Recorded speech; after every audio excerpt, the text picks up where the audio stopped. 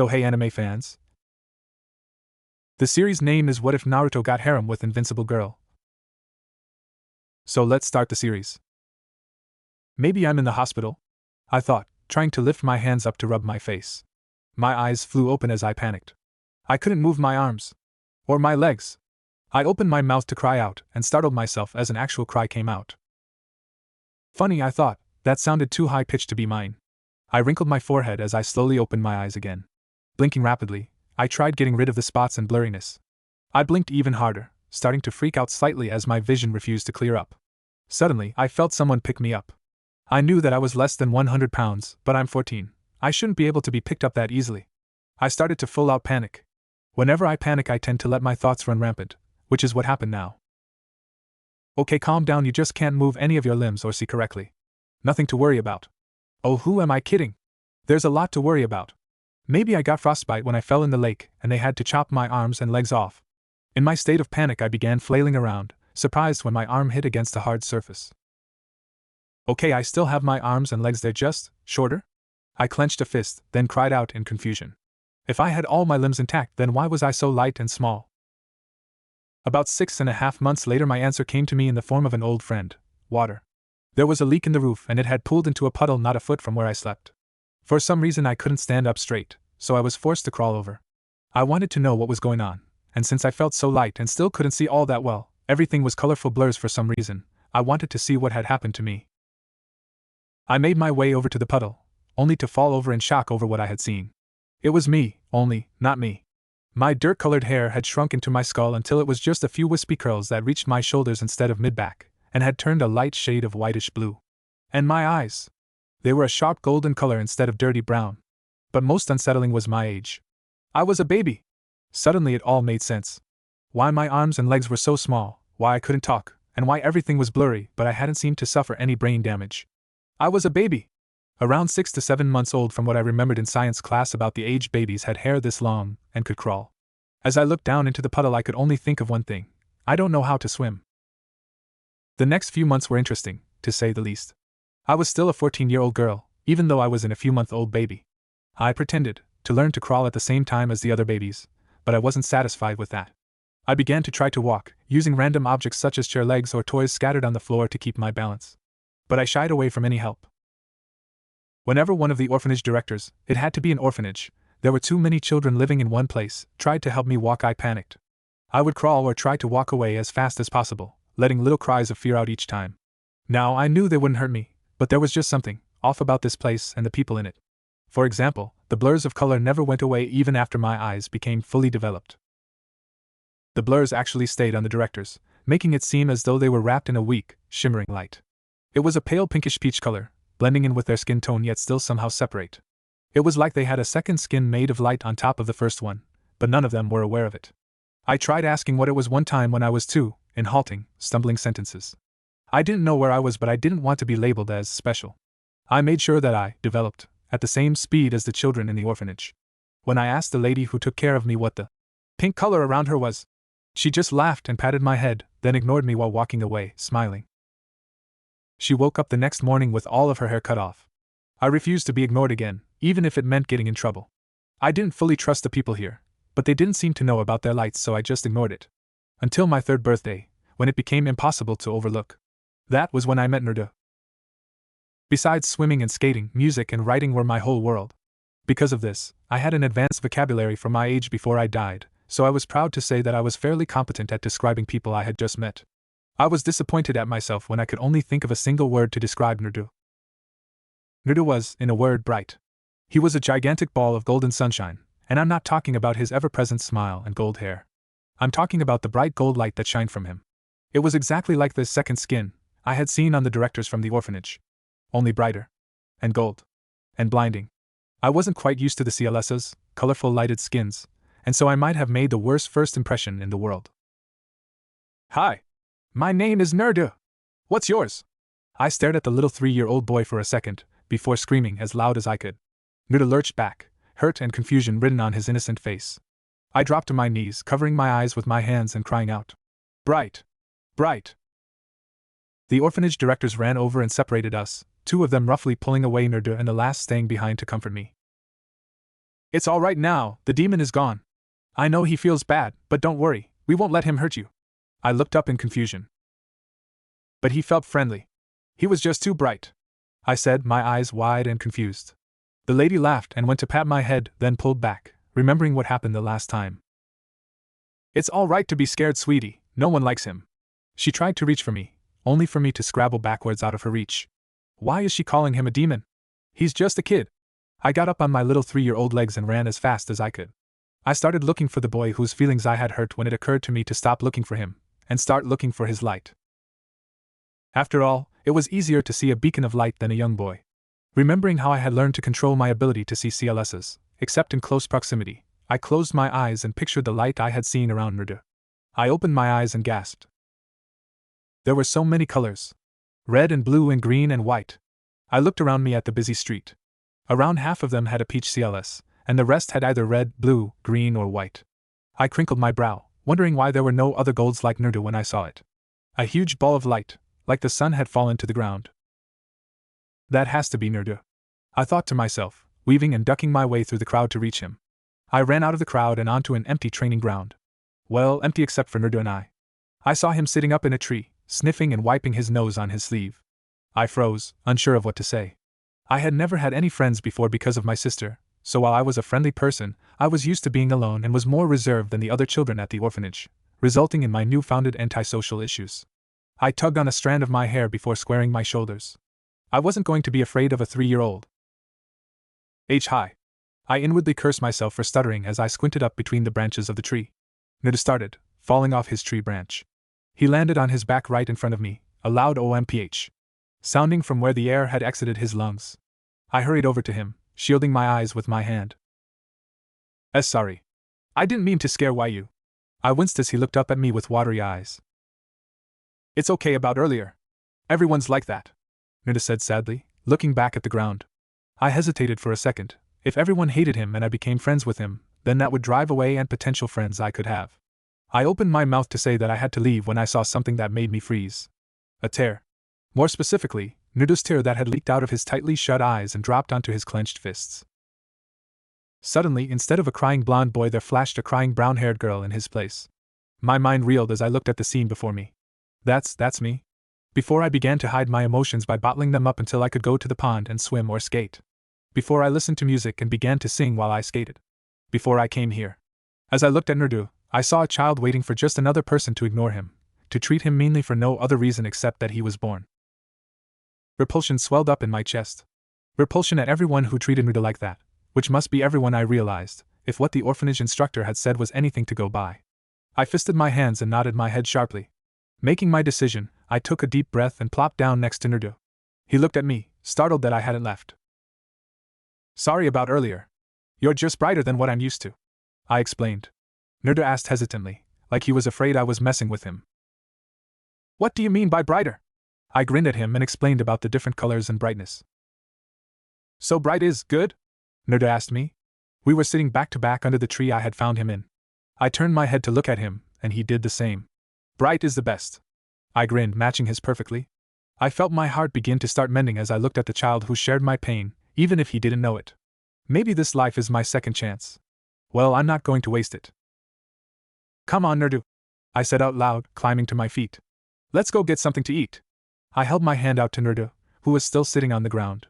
He grabbed my hand and I pulled him up, his momentum swinging him past me and whipping me around. I looked him in the eyes, and then we both smiled simultaneously. Releasing our clasped hands, we swung them back then forwards, slapping each other's hands in the middle. Secret handshake? I asked, grinning at Naruto. Secret handshake, he agreed. He grabbed my hand and started hauling me along after him, babbling on about a new restaurant he had found called the Chirakas. Naruto came to an abrupt stop, and then turned towards me with a sheepish look on his face. Ito, what's your name again? He grinned and rubbed the back of his neck, embarrassed. I grinned at him. Kore. My name's Kore. About 2 weeks after I met Naruto, I had an encounter with one of the most interesting people that I have ever met. I think that meeting my guy was the best experience of my life. Best, because he inspired me, and in turn, Naruto, to become ninjas. Ignoring all of his quirks, Guy-sensei, as I call him, is one of the best ninjas I know. When we first met, he showed me the coolest ninja trick ever. I was walking around in the forest after I had gotten lost again. Right as I was about to climb a tree to see if I could spot the orphanage, I heard a loud voice counting. Tiptoeing quietly, I snuck over to where the noise was coming from, and hid behind a tree. Peering out from behind it, I saw the weirdest person I had ever laid eyes on. He was about 18 years old, and seemed to be doing push-ups on the water. I gaped at him for a while, completely overwhelmed by the water walking, sort of. You see, even though I could see core energy, and was best friends with Naruto, I still had no idea that this world had ninjas. To be quite honest, I thought I was in my own world, only as a 3-year-old. I'd never even heard of Naruto being an anime, so it came as quite a shock to see a teenager doing push-ups on the water. And of course, there was the ever-present CLS around him. The only weird thing was that I couldn't see it very well. If I squinted and turned my head, then I could see it fine, but other than that. Now, don't get me wrong, the guy's CLS was both green and bright, but it was just weak. It was strong but weak, if that makes any sense. Like it was strong but it wasn't used much. Hello there. Have you come to train too? I jumped about a foot in the air and squeaked as a loud voice bellowed from behind me. I turned around to see the teenager from the lake standing behind me. He had on green spandex and the brightest smile I had ever seen. It even sparkled. Dazed from the unexpectedness of it all, I sat down with a thump onto the dirt. Oh no! Are you all right, little lotus blossom of youth? He cried, swooping down frantically. Why yes. I stuttered, scooting back on my butt in an effort to back away from him. He didn't seem to notice as he kept walking towards me, babbling on about youth, lotus blossoms, and flames. I slowly stood to my feet, backing away warily, like one would a weird and rabid creature. I backed away farther and farther until I tripped. Over my feet. Into the pond. Splash! The guy looked at me, and then ran over to help me. On top of the water, once again. How do you do that? I blurted out, clapping both my hands over my mouth immediately afterwards. The guy laughed. I channel core energy into my feet. It is a very youthful exercise I learned when I was but a child, and helps me to feel youthful when I use it. I stared up at him with wide, confused eyes. What's core energy? And who are you? I asked curiously, laying down on my back and slowly kicking away. I wanted to see if I could still swim even though I was 3. I am Might Guy. But you may just call me Guy. And core energy is the energy ninjas use to perform spirit arts. Guy cried, doing one-handed push-ups on the water beside my head. What are ninjas? I asked, before holding my breath and flipping over in the water. And I dove, kicking my legs so I could get deep enough to see the bottom. After swimming down and inspecting it, I remembered that I had asked a question. I came back up, only to discover Guy looking around worriedly. There you are. You must be very youthful indeed if you can hold your breath that long, Guy exclaimed. He then examined me closely. But how do you not know about ninjas?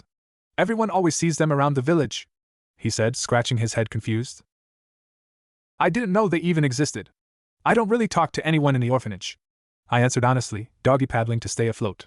I saw Guy's eyes soften and a look of understanding cross his face. Ah, you are an orphan. How old are you, little one? I pouted slightly as I looked up at him. I'm not that little, I muttered under my breath. Guy chuckled good-naturedly, causing me to smile back. I normally wasn't this comfortable with people, but Guy was just so loud yet nice that I couldn't help it. I'm 3. I smiled, ducking under the water at Guy's shocked face. I swam around for a bit, eventually deciding to ask him why he was so surprised. I knew I was small for a 3-year-old, but it couldn't be that surprising, could it?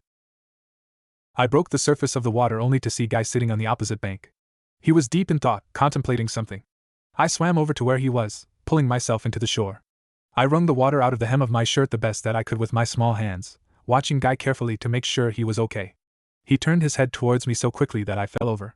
Blushing bright red in embarrassment, I covered my face with my hands until he began speaking. What is your name, little lotus blossom? I looked up at him before answering. My name's Kore, I answered, realizing that I hadn't yet introduced myself. You see, Kore, there are types of youthful people in this world called ninjas. After around 2 hours or so, Guy had explained what ninjas, core energy, and all of that stuff was, and I had deduced that I was not in my world any longer. I was fairly certain that there were no ninjas in my world. I wasn't that socially awkward or out of touch. There was just one thing I didn't understand though. But where did you learn how to be a ninja? I asked Guy, wondering if he had taught himself. Oh, how unyouthful of me. I learned at the academy. If you want to be a ninja, then you may become enrolled in the academy once you turn 5 years old, Guy exclaimed, standing up in his nice guy pose. Do you think my friend and I could attend? I asked excitedly, jumping to my feet as well. Yosh! We will have to ask the headmaster, but if I cannot convince him to let a youthful lotus blossom like you into the academy, then I will do 100 laps around Hyde Ninja Village backwards. I stared up at Guy blankly, before shaking my head and cheering. Yeah, let's do this. I was determined to learn how to walk on water. What are you implying when you say that I'm not allowed to attend the academy? You're permitting Naruto to enroll! I shouted and raged. The ninjas that were in the headmaster's office for a mission were both amused and impressed. Whenever I got upset, I tended to use big words and forget about my anti-socialism. Also, a 3-year-old was yelling large words at the headmaster. It was pretty freaking hilarious. Naruto has both core energy reserves and the potential to become a ninja. You have core energy, but it is, at best, civilian level. I am pleased that you and Naruto are friends, but that does not mean that I can allow you to attend the academy. With only civilian core energy levels, I cannot allow you to enter the academy. My decision is final. Third headmaster said gently but firmly. I stamped my foot angrily. Arg! I screamed, my face contorted in anger. I then screamed again, this time in surprise, as the mug on the third headmaster's desk exploded. All the ninjas leaped towards the headmaster, checking to make sure he was safe. Naruto gasped and pulled me back, shielding me from the desk. I am fine. What caused the mug to explode though? Third headmaster puzzled, leaning down to inspect some mug shards. Sir, it appears that the water exploded outwards from the water. Half of the mug has been pulverized while the water inside seems to have been vaporized. Everyone turned to look at me, even Naruto. I hid behind Naruto, my shyness coming back suddenly. I'm sorry? My apology came out more as a question. How did you do that? Third headmaster asked me gently, kneeling down to face me. Naruto moved to the side slightly, enough that the headmaster could meet my eyes, but that I was still shielded by his body in case something else happened. I felt a surge of compassion for Naruto's protective nature before I clammed up at third headmaster's question. I don't know. I just got really upset. I stuttered, frightened by the strange looks the other ninjas were giving me. I guess that's it then. The headmaster got to his feet and sat in his chair, smiling slightly. Kore, in order to control your abilities, I am sending you to the academy. I gasped, my face lighting up in joy. I won't let you down, sir, I declared, a grin dominating most of my face. I'm sure you won't, third headmaster said softly, watching me run out the door happily. Naruto, wake up! I yelled, shaking him as he lay on the bed. Wait out? He mumbled, turning his head to look at me blearily. We're going to be late. Get up! Ah! He screamed, springing out of bed. Why didn't you wake me up earlier? He cried as he rushed around our room. I tried but I couldn't, I replied, throwing my academy stuff into a bag. I ran into the kitchen of the apartment third headmaster had bought for Naruto and me so we didn't have to live in the orphanage while going to the academy. Pulling a chair over, I climbed from the chair to the top of the counter in order to reach a high cabinet. Reaching in, I pulled out 2 cups of instant ramen. I heated them and set them on the small table in the middle of the kitchen. Naruto, if you aren't ready and out here in 10 seconds I'll eat your ramen, I warned, scarfing mine down in 3 bites. Slurping the rest of the broth, I hastily wiped my mouth and threw the cup away. Naruto ran into the kitchen at top speed, wearing his orange jumpsuit. I had tried to get him to pick out something less attention-drawing, but he said his favorite color was orange, so I let him be. Besides, I couldn't really say anything about his outfit, seeing how close I came to wearing a bright green spandex suit, Guy's fault. At 5 years old, my white-blue hair reached down to my waist because of my refusal to cut it. I didn't want it to be used against me in battle, or get in trouble at the academy, so I braided it back and stuffed it underneath a dark green beanie. The beanie covered all of my hair and matched the capris I wore. A black short-sleeved t-shirt and black boots completed my outfit. Come on, Corey! I'll race you! Naruto declared, trying to urge me to get moving. I grinned at the irony before following him out of the apartment. Standing at the front of the apartment, we turned towards the street that would take us to the academy. On your mark, get set, Gio! Naruto called, springing forwards to take the lead. I laughed, racing to catch up with him easily. We sped to the academy, making it there in record time. We immediately started looking for our classroom. Finding it, we stood outside of the door. I chewed on the bottom of my lip nervously, hopping from one foot to the other. I don't know, Naruto, maybe I should just go be a dash. Naruto burst through the door of the classroom. I am Naruto Uzumaki. And this is Corey Teo. I am going to be headmaster someday. I facepalmed, before squeaking and hiding behind Naruto once I realized everyone was staring at us. Hello, Corey and Naruto. Is there a reason as to why you were almost late? A voice asked, disgust lacing each of the words. I looked up to see a young woman of about 20, glaring openly at Naruto and I. For some reason, all of the adults in Hyde Ninja Village hated Naruto, and since I was practically his sister, me by default. Third headmaster and some of the ninjas treated us well, but most of the ninjas ignored us or openly despised us. Looking towards the class, I felt a flash of momentary panic when I didn't recognize any of the children's faces. "You there? Corey, was it?" the teacher snapped, causing me to jump and look at her quickly. "Yes, ma'am?" I asked quietly, peeking out from behind Naruto. "Why were you two almost late?" she asked, speaking slowly as if to a stupid person. "We overslept and ma'am." I stuttered, my face heating up when I heard snickers from the class. "That is no excuse.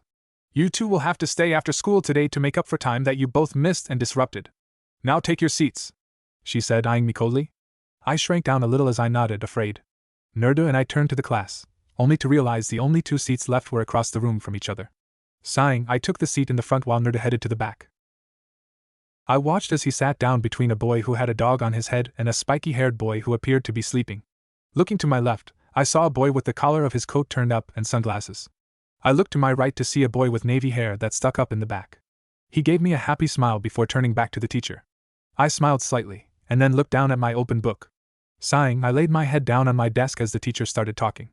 I already knew all of this. I had read this stuff when I was 3 years old in the orphanage. It got very boring very quickly, being a 14-year-old in a child's body. Closing my eyes, I fell asleep. "Dismissed," the teacher called, releasing us for lunch. "Yes," I heard Naruto cry, leaping up from his desk and pumping a fist in the air. Shaking my head slightly, I pushed back my chair and gathered my books. "Hi. Your name's Corey, right?" a friendly voice asked me from the right. I jumped slightly, before turning pink and stuttering. "Why, yeah. What's your name?" I asked, delighted that someone wanted to talk to me, yet frightened out of my mind that I would mess up and they would never talk to me again. "I'm Naruto friend Uchiha. Nice to meet you," Naruto friend chirped, grinning widely. We walked outside, chatting about almost anything. I was glad that Naruto friend was a happy kid. It meant I didn't have to try and stumble through a conversation with him, and could just let him talk. "Kuariari!" Naruto screeched, tackling me to the ground. "What Naruto?" I mumbled, my face pressing into the soft dirt. "You forgot to pack us lunch," Naruto whined, sitting on my back and drumming his heels into the ground. "I made breakfast today, so you should have packed lunch," I said, bucking my back upwards in a useless attempt to throw Naruto off. "You made cup ramen. That's not breakfast," Naruto protested. "You're only saying that so you can have an excuse to blame me. If you had made breakfast today, you would be going on and on about how ramen is healthy for you and how it makes a wonderful breakfast," I pointed out, laying my cheek on the ground and ceasing my struggles against Naruto. "You can share my lunch. My mommy always packs me too much," Naruto friend said cheerfully, crouching down so he could look me in the eye. "Yay!" Naruto cried, jumping off of me to take the offered food. "Thanks," I said shyly, taking some of the food he handed me. Naruto friend plopped down beside Naruto, and soon both boys started talking. I sat a bit behind them, throwing little pieces of my food onto the pile in front of Naruto. "Why don't you eat your own food?" a quiet voice asked me. I looked over to see my other seat neighbor standing behind me. I shrugged. "I'm not hungry, and I know it won't go to waste because Naruto eats everything." The boy looked at me for a moment, then, seemingly satisfied with my answer, walked away towards a bush. Kneeling down, he started to observe the bugs that were crawling around on it. I watched him for a moment before turning away in time to see Naruto tackle Naruto friend. "Team!" he shouted, rubbing his knuckles onto the top of Naruto friend's skull. I started to go over to pull him off before I heard Naruto friend laugh. "I didn't mean it. I just wanted to see what you'd say," he pleaded, shrieking with laughter as I walked slowly over. "Didn't mean what?" I asked curiously, looking down at the two of them. "Naruto friend team here asked if I liked you because we have the same home." Naruto scowled, thumping Naruto friend on the head before letting him get up. "But we are like siblings. Why would you get mad at that?" I questioned, cocking my head slightly to the right. Naruto scowled again. "Because after I said no, he asked if he could like you." Naruto pointed towards Naruto friend, who smiled and waved at me. I blushed a vivid red before hearing Naruto friend say to Naruto, "I was only joking around. You don't have to take it so literally." I grinned as Naruto sat down on the ground and pouted. I had never had an overprotective brother to look out for me before. It was kind of nice. Suddenly, the bell rang for lunch to be over. I helped Naruto up, doing our secret handshake before turning towards the academy. What was that? Nerdo friend asked, referring to Nerdo and I's handshake. It's our secret handshake. We can make our own tomorrow if you want, I replied, smiling as he nodded his head eagerly. We ran inside as the second bell rang, ready to face the cruel teacher with a friend now by our side. I bit my lip in concentration, determined to be able to do it this time. Corey, it's all right if you can't do it today. You can always try again next week, Third Headmaster said kindly, kneeling down beside me. I sighed, dropping my arms back to my sides in defeat and glaring at the cup of water on the table. Third Headmaster chuckled at my expression before heaving himself to his feet. I think that's enough practice for you today. Why don't you take a break and focus on your academy studies for a while instead of this? I nodded absently, still focused on glaring at the cup.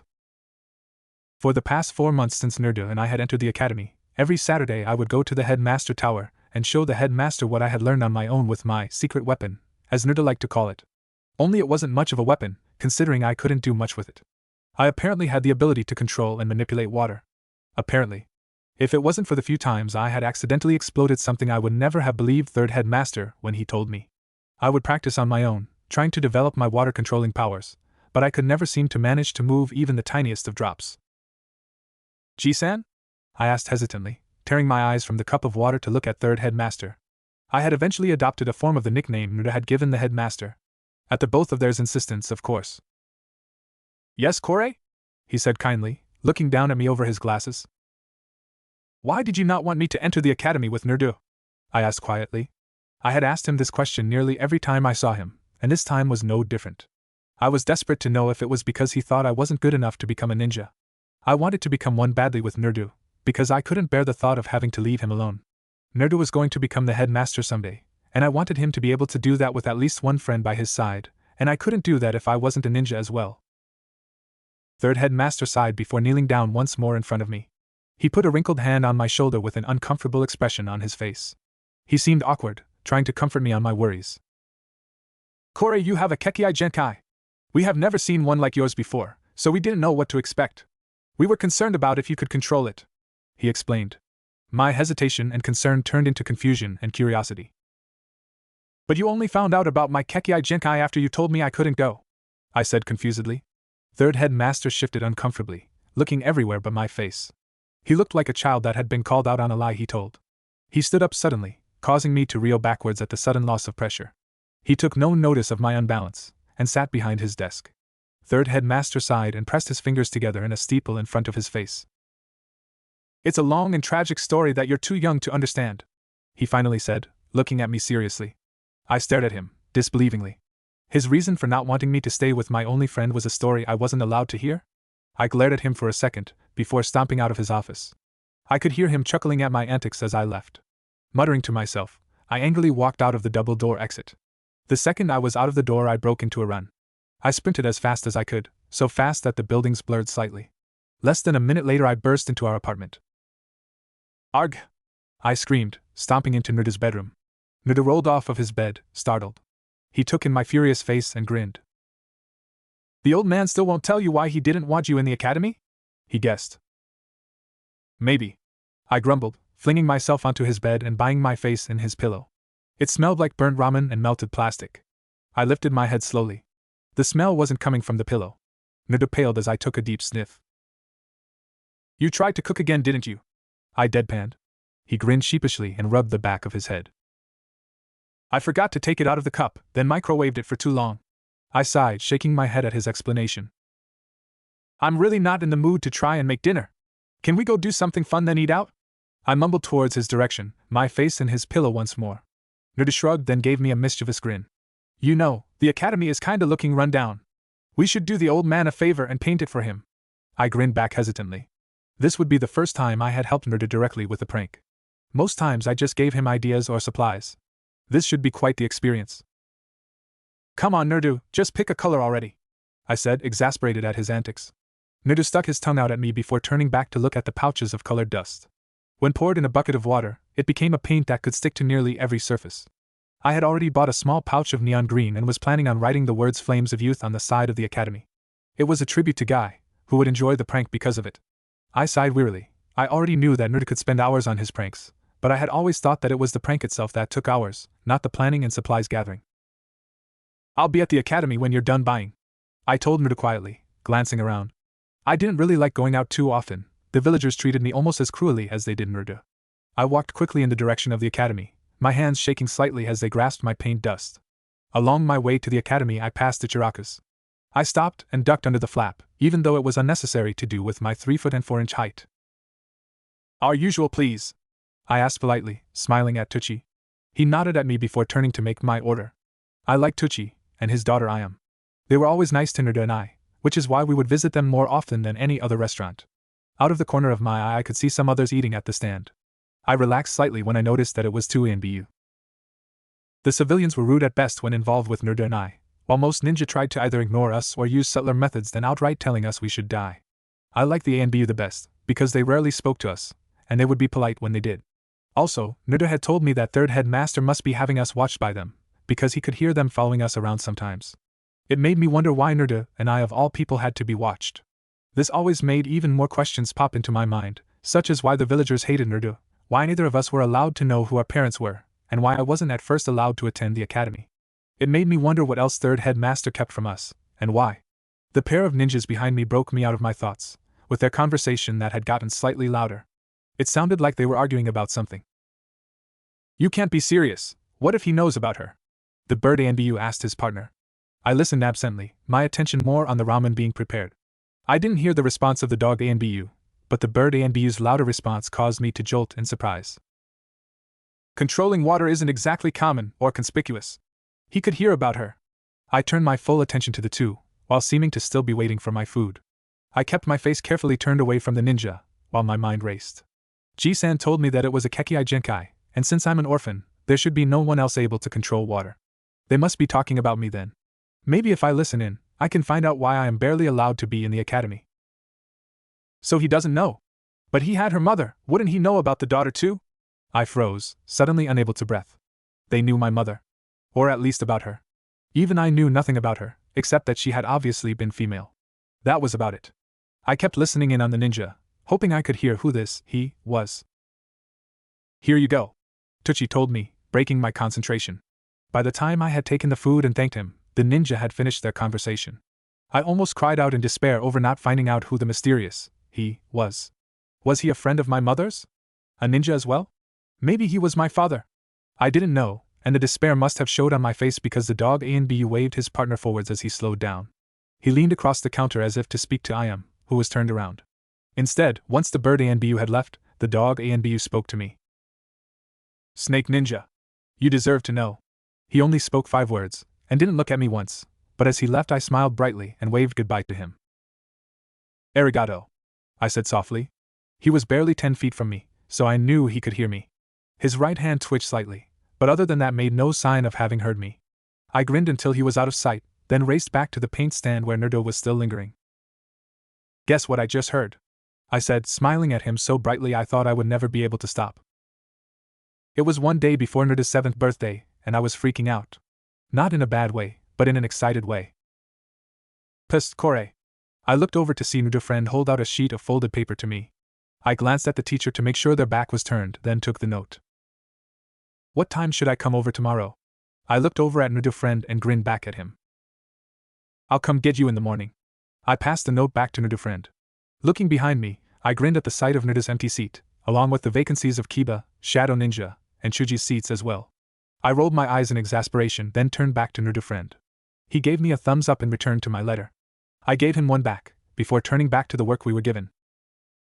I scribbled on the sheet in front of me for a few minutes, finishing up my homework just as the teacher began talking. I looked up as she started her lecture, taking notes for the missing Naruto. And some of the most famous ninja of our village, as well as the strongest, would be our headmaster. I snickered to myself, shooting an amused look at Naruto's friend, whose expression matched mine. Both of us knew that Naruto would be furious that he had missed a lesson on his heroes. Our 4th headmaster, Minato Namikaze, was known as the Yellow Flash because of his famous technique Harem. This technique allowed him to move at instantaneous speeds, which he used to great extent in the 3rd Shinobi War. Our Yodane could move so fast that the only thing of him you could see was a yellow blur from his hair, hence the title the Yellow Flash. He was considered so dangerous that, even though he was not headmaster at the time, Minato was placed in the bingo books by the other villages, with the title to flee on sight. I tuned out the teacher after that, my hand running on autopilot to take notes. If the fourth headmaster was in the bingo book, then maybe I can find an old one at the library and get a picture for Naruto.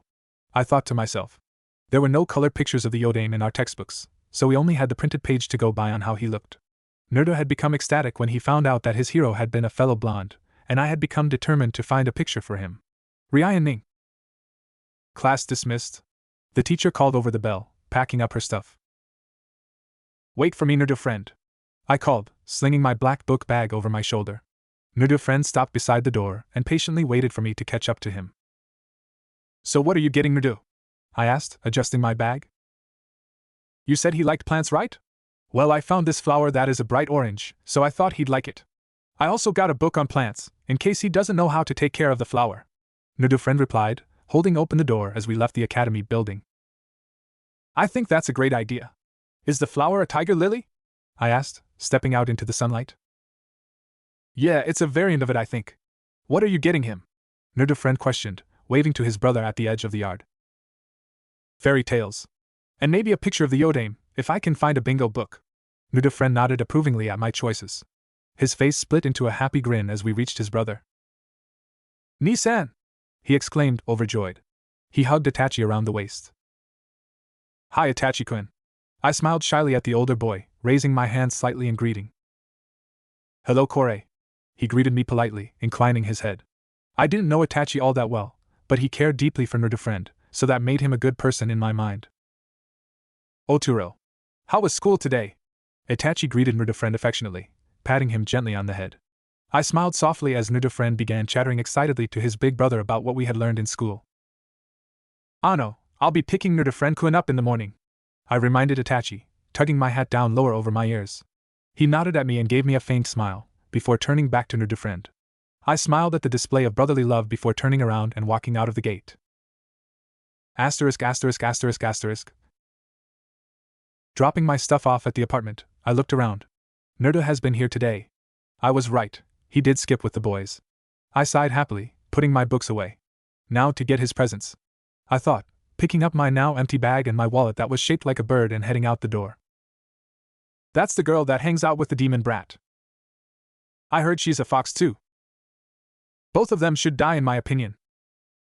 It should have been that boy instead of the Yodame.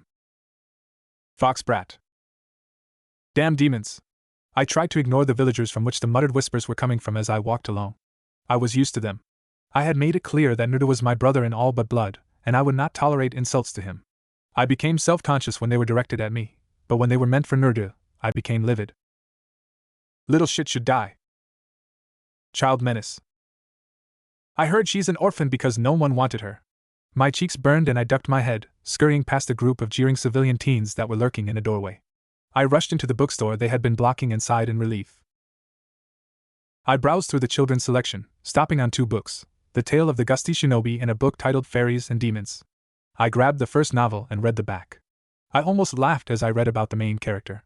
This sounds just like Naruto. I picked up the Fairies and Demons book and opened to the table of contents. I grinned again. Score! It was the ninja equivalency of fairy tales. In other words, it was about the Jubi, the Sage of 6 Paths, and the history of all 9 of the tailed demons. It also included ninja versions of fairy tales I had read in my childhood. I checked the published date. It had only been published last year, and was an updated version of a different copy. I'll have these 2, please, I said politely, placing the books on the checkout counter. The lady didn't even glance up as she checked over my purchases. Thank you, I chirped, thrilled that I had gotten Naruto's presents without a commotion. I walked over to the Hyde Ninja Village Library on the opposite side of the street. I walked through the big double doors and went up to the librarian's desk. Do you have any old bingo books? The librarian pointed to the right without taking her eyes off of her desk. I snickered quietly to myself. She hadn't even checked to see if I was a ninja. I technically wasn't yet, but I still went off to the right. 4 hours later, and I was exhausted. The dust was making my eyes and nose water, and a musty book smell had permeated my hat. Yes! I whisper-screamed, punching my fist in the air. The words bingo book were printed on a small, thin packet. I checked the date, and it dated back to 10 years ago. The packet cover was dirty and crumpled, and had been wedged between the pages of a dictionary as a placeholder. I had no proof, but I thought that it was slightly suspicious that there were no pictures of the village's greatest hero. Running back to the counter, I handed the librarian the beat-up bingo book. I'd like to check this out, please, I said politely. The librarian finally looked up and her pleasant face morphed into a sneer. I bit my lip and glanced down shyly, already knowing what was going to come next. This happened almost every time Nerda and I showed our faces to people. You can keep it if you promise to never come back here. I don't need demons or their tag-alongs around here ruining my business. I blushed tomato red, humiliated beyond words. It was bound to happen eventually. I was both relieved that she was letting me have the book, and horrified that I wouldn't ever be able to come back to the library again. I loved the library. The librarian never looked up from her desk, not in the 2.5 years I'd been coming here. I snatched the book up and hunched my shoulders. Deal, I muttered, turning on my heel and walking to the door. I was fighting back embarrassed tears as I heard the librarian say the words, orphan trash, to my back. I couldn't wait to get home. Nerda knew exactly what I was going through, and Nerda friend kept the whispers at bay by just walking around with us as a beloved Uchiha. I wiped my suspiciously runny nose and began my trek. It was time to go home. The next morning, the morning of Nerda's birthday, I went to the Uchiha compound to pick up Nerda friend. He's wrapping up the presents now. Would you like to come in while you wait for him? Itachi asked politely, holding the door open. Sure, thank you. I answered back equally polite. I walked in and sat on the couch across from Itachi. An uncomfortable silence permeated the living area. Are you all right? I blurted out, biting my tongue in horror. I looked down at the ground in embarrassment, my face a vivid shade of red. I am fine. Why would you think that something is wrong? Itachi asked questioningly. I could feel his eyes burning into my skull, but I couldn't bring myself to look up. I took a deep breath and gathered my courage. It's just that you look sorta tired. Not like you spent too much time training tired, but like the weight of the world is pushing down on you and you're sick of it. I tugged self-consciously on a loose lock of hair that had escaped from my hat. I finally looked up at Itachi.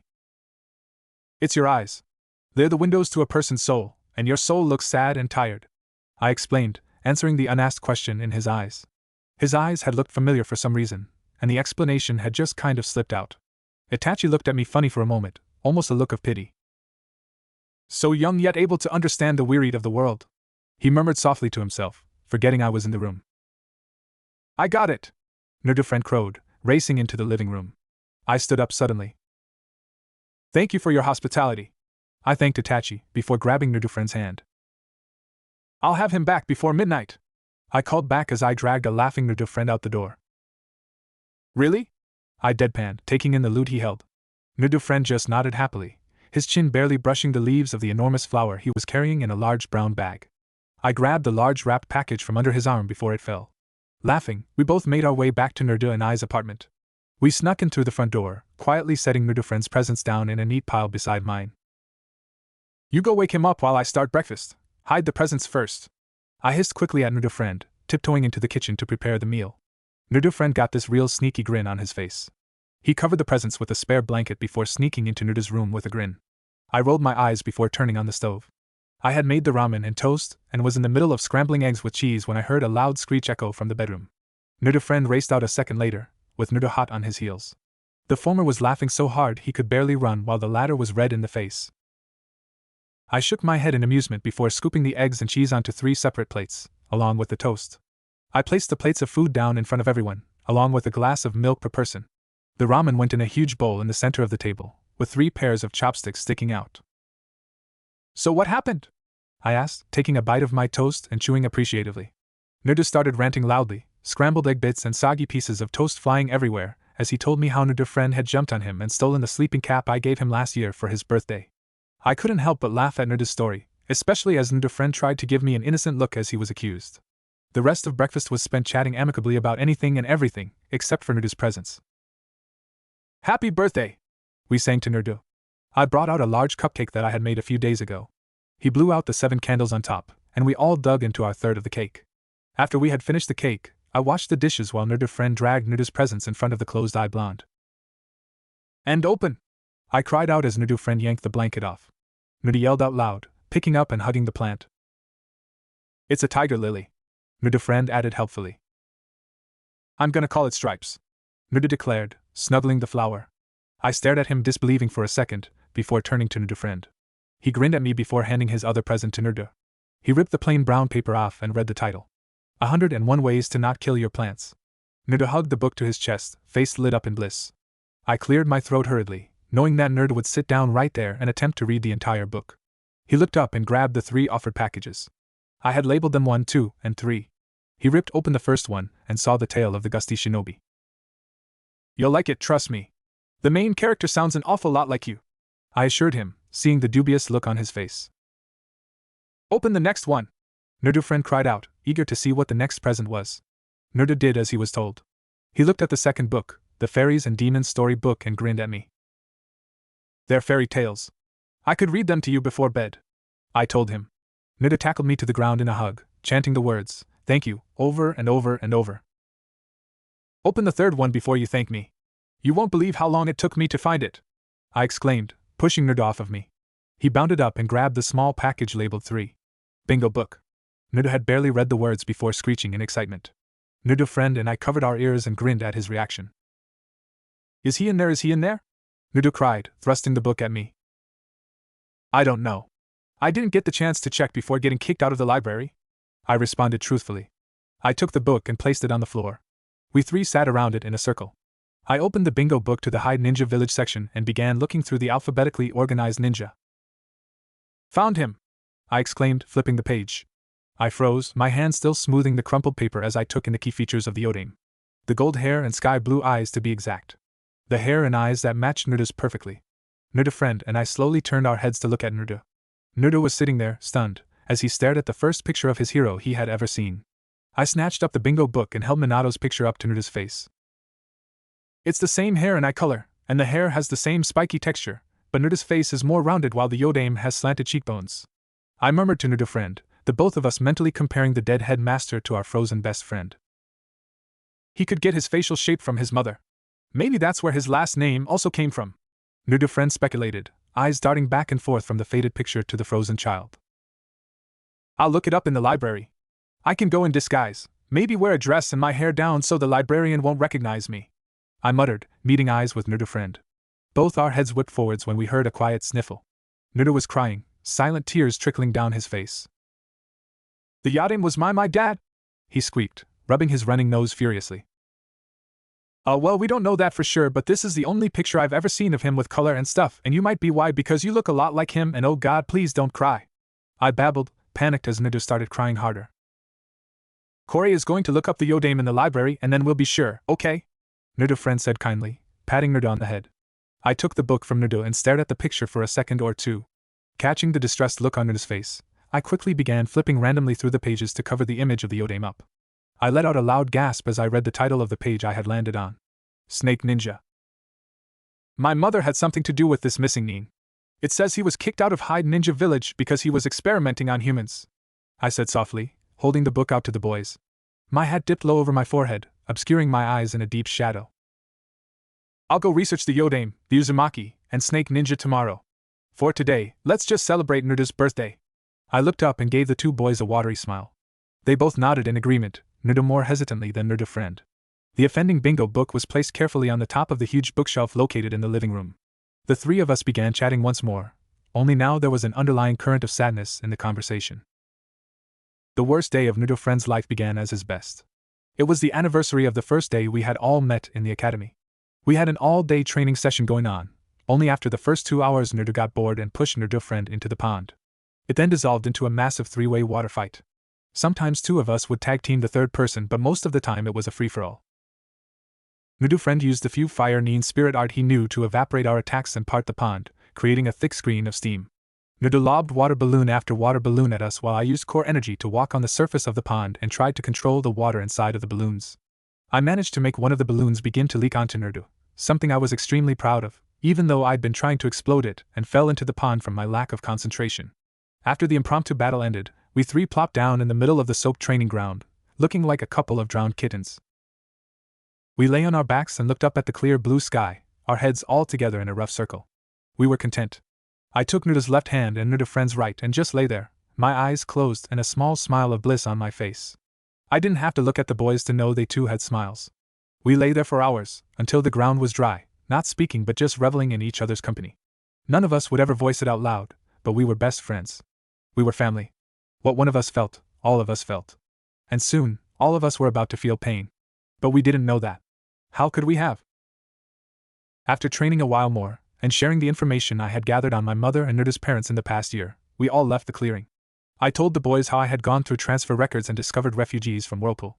How one of the refugees' name was Uzumaki. And how I was no closer to discovering my mother's identity. Despite it being pitch black when we left, we were practically glowing because of our happiness. Little did we know that when one of us got home, that happiness would turn to horror. And it was hours later, when the sun started coming up, that Naruto and I finally learned of that horror. "Where is he?" I growled, slamming the door to the headmaster's office open. The ANBU situated around the headmaster's desk turned to look at me with their blank, porcelain faces. I was beyond mad. I was beyond furious. I was pissed. I had been told that it was none of my business as to where Naruto's friend was, and the nurses at the hospital were refusing to let me in. My best friend was hurting, and the only family he had left wasn't allowed to see him. I was a kind, quiet soul most of the time. Naruto and Naruto's friend could attest for my temper that leaked out whenever they were hurt by someone. I had Naruto sneak into the hospital to find Naruto's friend and help him, while I let the headmaster take the full brunt of my anger. /span Naruto and I were both very good at sneaking. He through pranking and I through my information gathering. And I had gathered some very interesting information through my disguised searches in the library. "Come in, Kore," third headmaster said pleasantly, ignoring my red face. "I've heard that you're making Naruto's friend live in the Uchiha compound where his family was just murdered by his brother," I said quietly, trying to hold my temper and keep my voice down.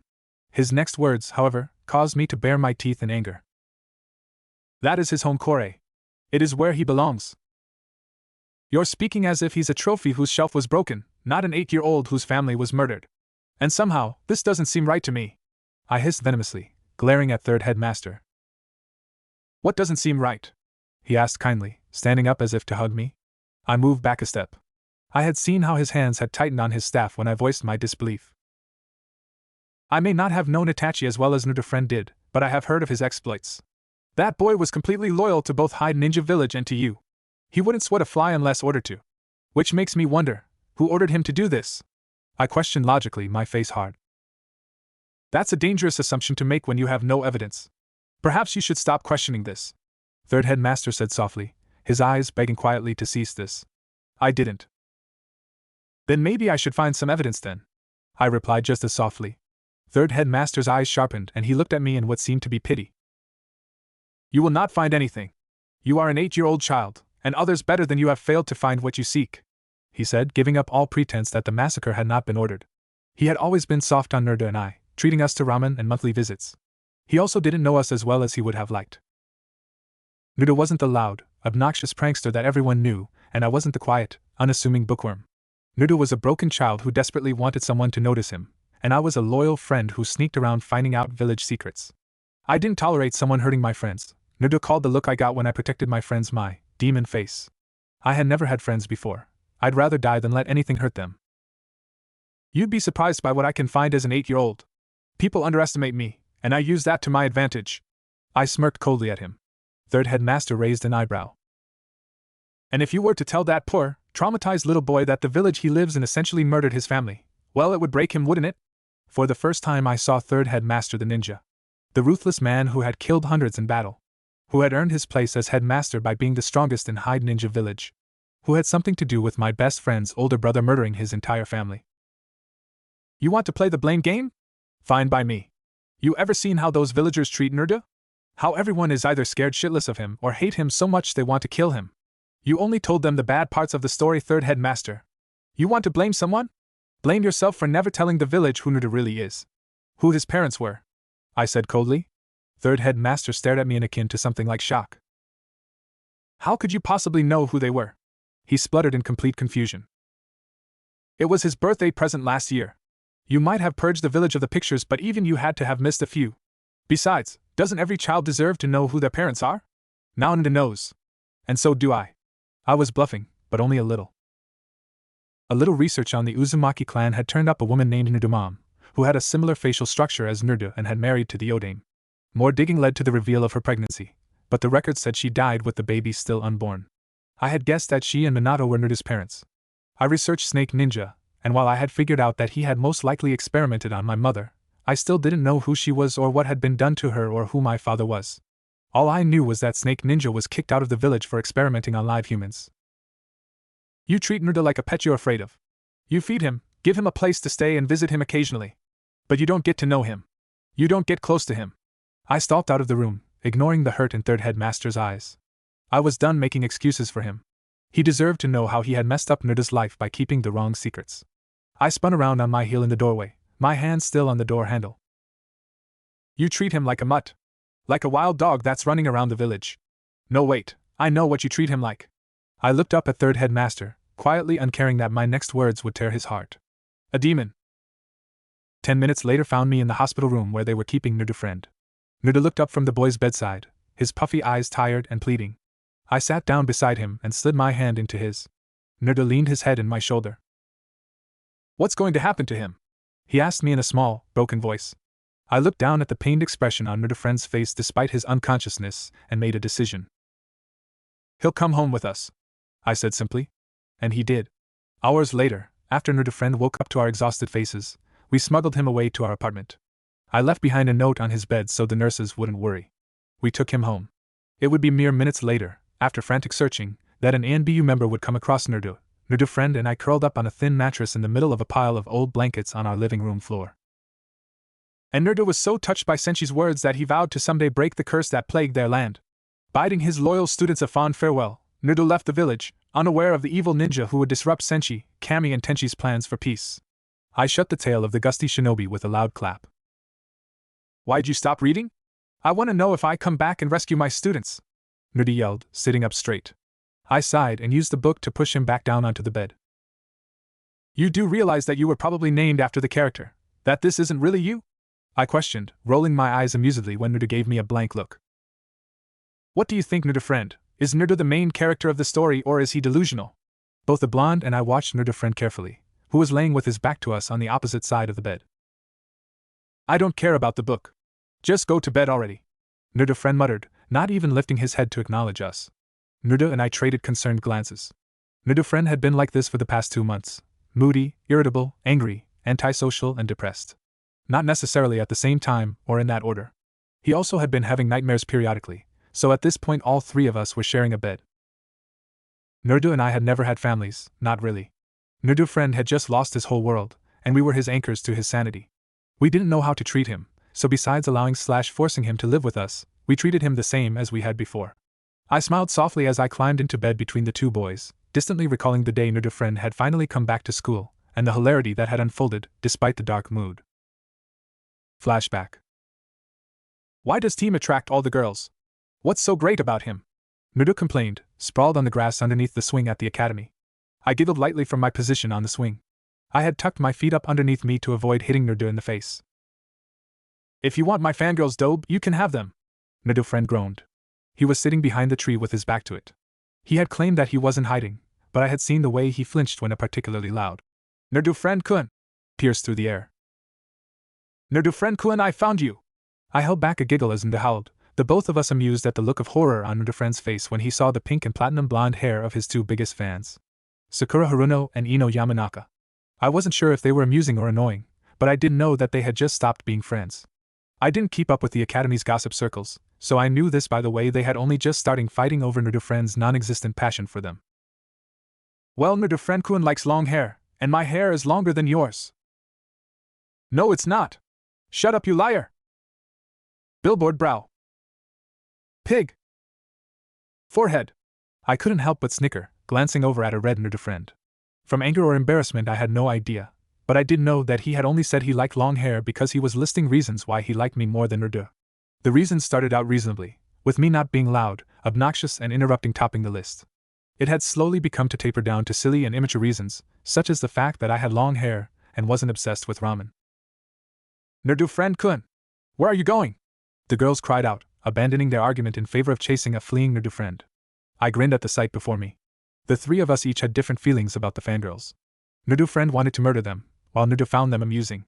I didn't really know how to feel about the girls, except disappointed that they were acting like fangirls while training to be ninjas. Sakura and Ino were my favorites of the fangirls, if I had to pick. I had seen Ino stand up to a bully who was picking on a young girl a year or so ago, and I had immediately raised my respect levels for her. She, unlike the other fangirls, sort of understood the fact that Nerda and I living together wasn't in that way at all, and helped to deal with everything. I had read that most Yamanakas ended up being psychologists or something. Maybe it was in her genetics. Sakura just kind of ignored me and Nerda, unless we looked too cozy with Nerda friend or were being too annoying, respectively. I was jolted out of my memory by someone's arm brushing my nose. Squinting my eyes, I saw Nerdo-friend pick up the tale of the Gusty Shinobi and begin reading it by moonlight from the chapter where I had left off. I smiled and closed my eyes, certain that there was hope for Nerdo-friend to get better in the future. Omake 2. It was the first snowfall of the year. That meant the temperature had dropped to below freezing. I ran out to Training Ground 7 to check first before running back and hauling the boys out of bed. We three dressed quickly, I because of my excitement, and they because of their competitive nature.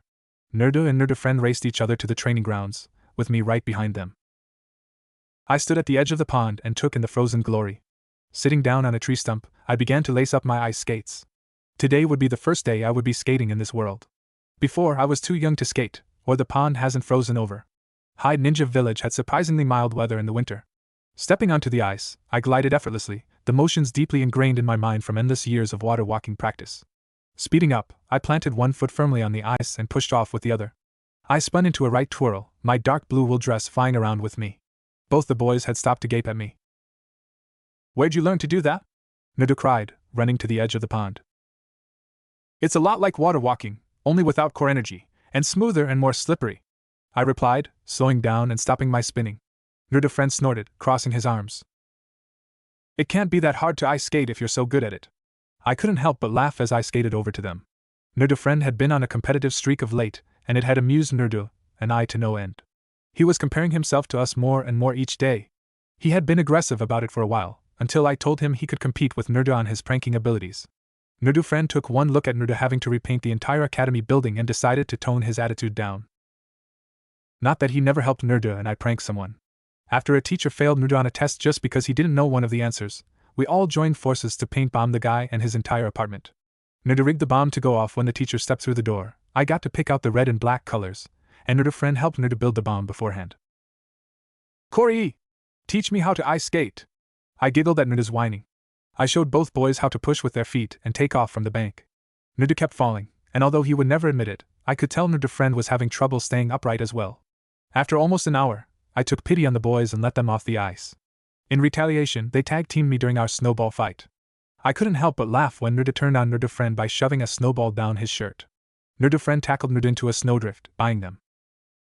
I thought back to the last time we'd had a three-way fight, way back almost a year ago before Nerdo-friend's family had been massacred. I still didn't know what had happened to his family, but I wanted to know. I still had no evidence of it having been arranged beforehand, and no way to get it.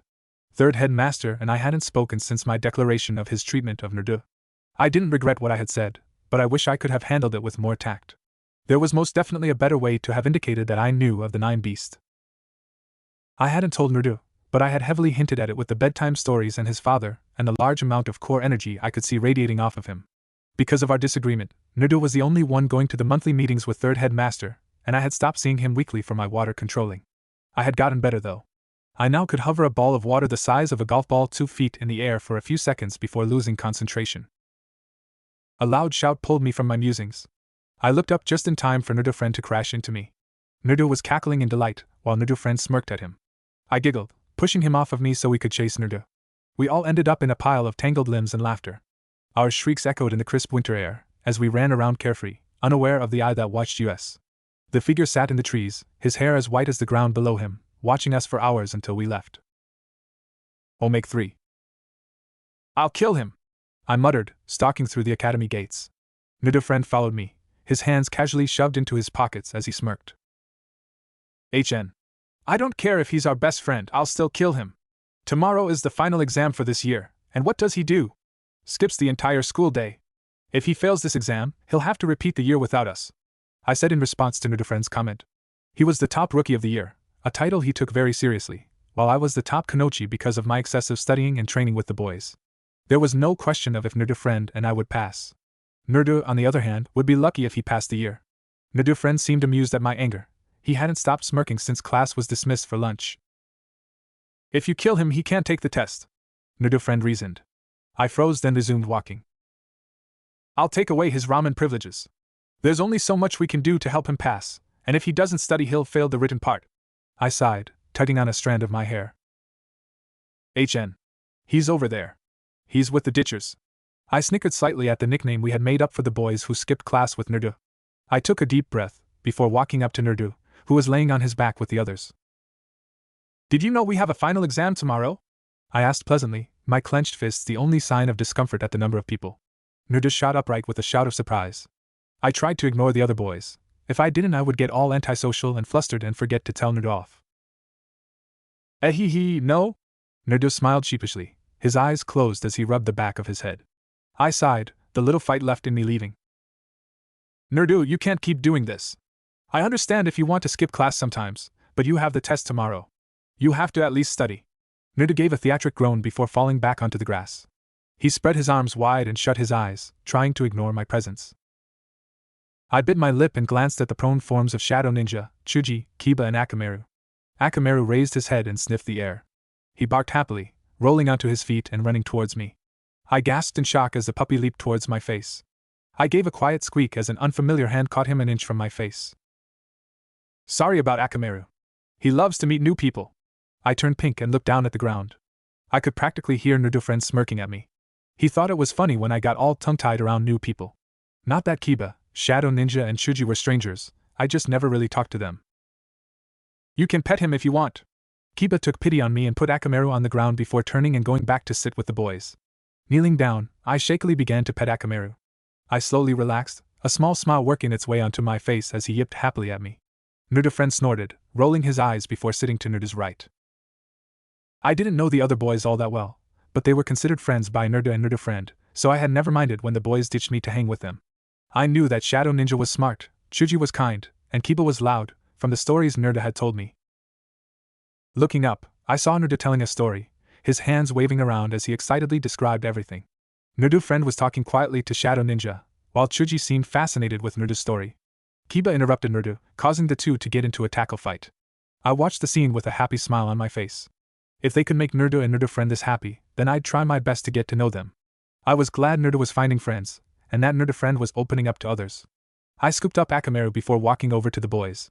I gave them a shy smile, and Chuji and Shadow Ninja shifted over, making room for me without hesitation.